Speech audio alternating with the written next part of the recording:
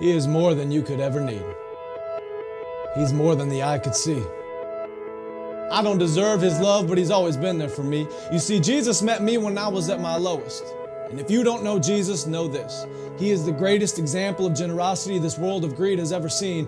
And when Jesus hit the scene, He changed the scenery and met diversity with serenity. If you're looking for peace, He offers plenty. Jesus was and Jesus will forever be King. And when the angels sing, they sing of the grace that was displayed for sinners like me. I can't explain Him and I can't describe Him. And if I could, He wouldn't be Jesus, because you can't explain eternity and you can't comprehend the galaxies. But it was the loving hands of Jesus who spun them into existence and created man, knowing He would go to the cross to pay our sentence.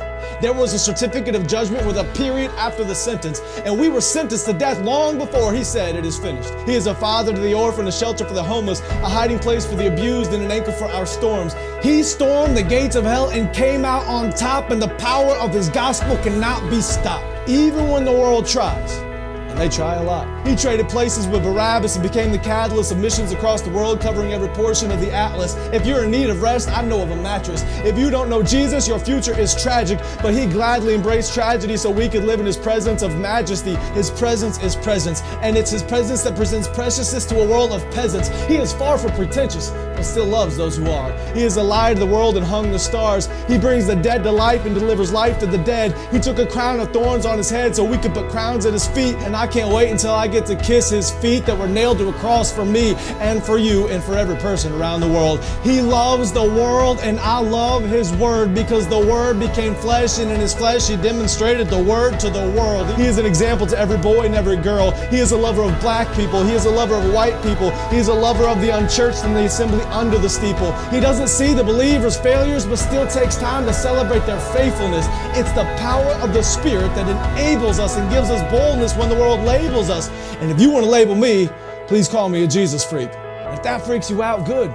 Because it's better to be good with God than to fight being misunderstood by a world that could never understand. So let it be understood that I don't worship man, we worship Jesus. And although He doesn't need us, He still sees us and pleads with us to run to the cross where He bled for us. His heart bleeds for us, His heart grieves for us, but still graciously grants us a pardon for our treason in a season where the world tries to explain away the work of the Spirit with human reasoning. There is a reason they can't. Because the Spirit is like the wind, and the wind cannot be seen. But loved is the one who believes without seeing the unseen. I'm telling you today that Jesus is something. He's something more.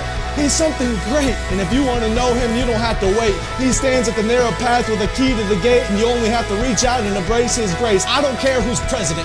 I have the King who is always present. I don't care who holds musical celebrity. The voice of the Lord will always be the sweetest melody. I don't care who owns the riches of the globe. My Jesus holds more wealth than one ruby on His robe. I don't care who is the strongest or the fastest. Nothing matches the Creator of the universe and His immortal, infinite status. I don't care about religious leaders who died and stayed dead. I'll only worship the one who conquered death and wears a crown on His head. His name is Jesus, and I'm telling you, He's something. He was faithful yesterday, and He is faithful today. I can feel His presence whenever I pray, and when the time comes for me to fade away, I'll remember the day I heard Him say, "My name is Jesus."